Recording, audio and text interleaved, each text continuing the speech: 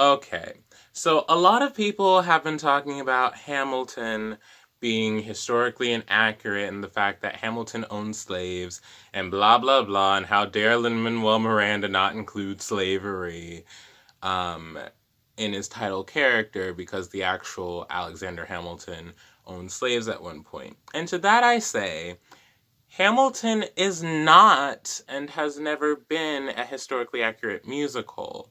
And there's nothing wrong with that. There's also nothing wrong with you wanting to see an actual historical depiction of that person. But to claim then that Hamilton is problematic because of the fact that it somewhat shades Hamilton in a more positive light is a bit silly, because Hamilton, for the most part, isn't historically accurate.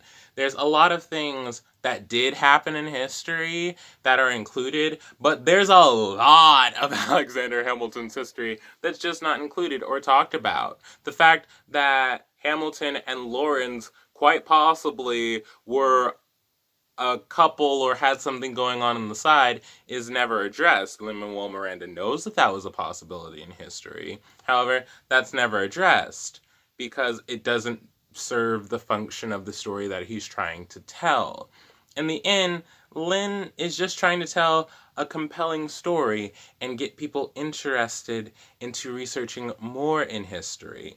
And a lot of ways I think he succeeded in that. Like, that's the first thing I did after I saw the musical, was I went and researched these people because they interested me. Are there bad things that Hamilton did? Yes. Is owning slaves bad? Yes. But that does not mean that Hamilton itself is a problematic musical because it doesn't include that. Because it's not trying to be a documentary. It's trying to be a good story. And that's what we should see it as. It's like The Greatest Showman. Barnum was a terrible person.